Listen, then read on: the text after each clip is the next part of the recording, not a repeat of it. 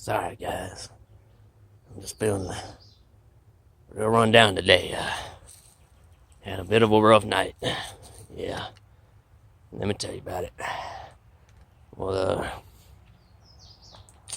you know, right after it gets dark, I got me sort of a little makeshift, shelter made out of a fallen tree. I've been staying there the last couple of nights. Well,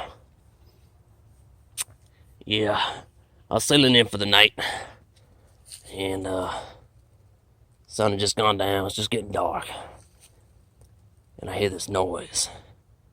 It's like, I don't know. Let me see if I can reproduce it. It's like,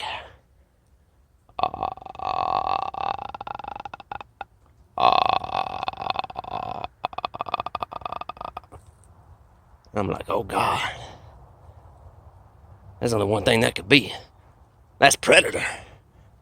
I'm like, oh no, hamburgers. I don't want nothing to do with no Predator. That's for damn sure. Well, I started panicking. And I was like, well, what am I gonna do? Man, why'd I have to lose my gun? Man, I'm just defenseless. All got a bleed. I ain't gonna make it against Predator. No way, no how. So I thought about the first Predator movie. I was like, well, Schwarzenegger, he managed to hide from him. Yeah, by covering himself up in mud. And I was like, yeah, I'm not too far from a pretty big mud hole. I know where one's at. So I take off running. Man. And find the mud hole. Dive in it immediately.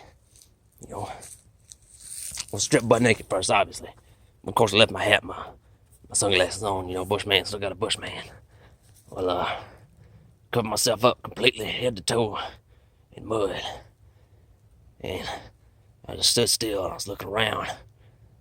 All of a sudden, of course, in my panic, I had left my blade at the campsite. And all I had was my backup blade. And I'm like, man, I don't want to be taking Predator on with just no little karambit, man. That ain't gonna be no fun. Well, yeah, so, I'm standing there just like this. Just holding perfectly still. Just covered head to toe in mud, like, just barely breathing. And then I hear it right in front of me.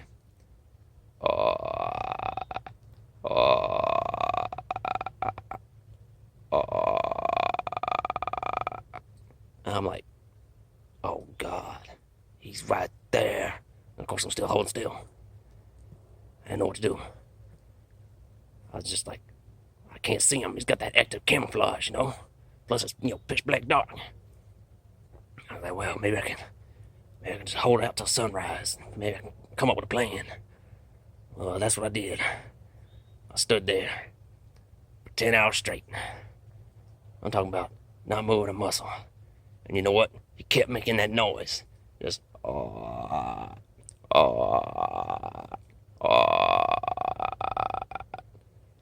and every time he did it, my heart raced a little bit faster. And he just kept doing it all night, 10 hours straight. And I was just in an exceedingly high state of panic, by the end of it.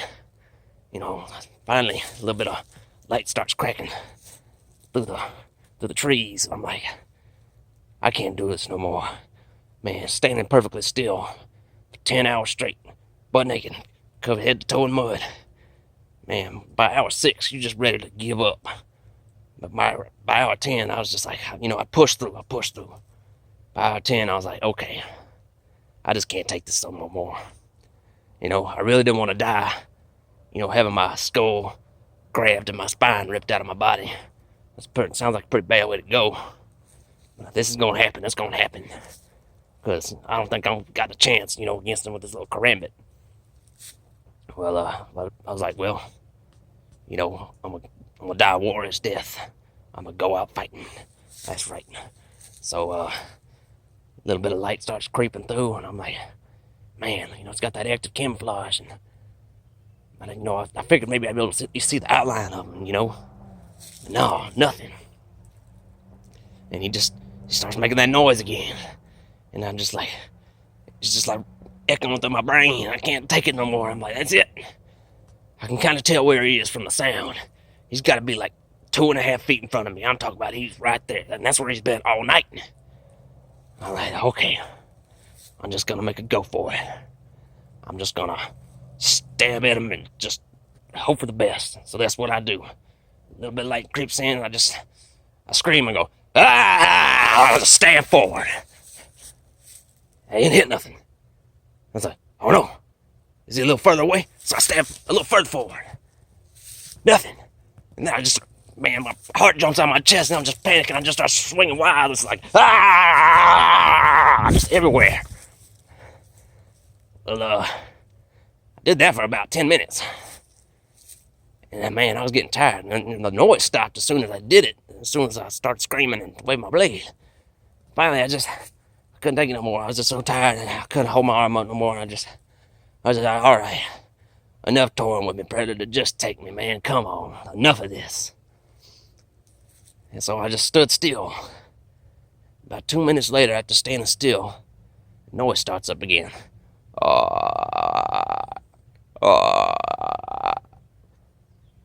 And I'm like, what the hell? What is he thinking? What's his end game? And I'm like, okay, I don't know. This is strange. I don't know what to think. Finally, a little bit more light starts creeping through. And I look down. I'm still standing in this big old mud puddle. And it's a frog. You believe that? Man, I felt pretty silly. Yeah. And pretty tired.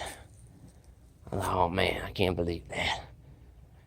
And weird thing is, I know what a frog sounds like. I've heard that before. I don't know, I've been out here in the bush too long. The line between fantasy and reality starts to blur. Because the more I thought about it, I'm like, it's something else. Predator ain't real. That's a movie. I was like, man, I ain't right. Something ain't right in my head. Anyways, maybe it's got something to do with the fact that I developed a bit of a toad-licking problem. Yeah. Can't seem to put it down. Anyways, after all that, I kind of laughed. Kind of cried a little bit. And I just looked at that frog and I was like, man, I hate you, but I'm glad to see you. Gave him a lick for good luck. And, just went on my merry way. Went off to the creek. Washed all the mud off me. And, went and crashed all morning, trying to get my energy back. But yeah, that's one for the grandkids right there. That was the night I faced off a predator for 10 hours straight. Came out the bigger man. Sort of. Yeah.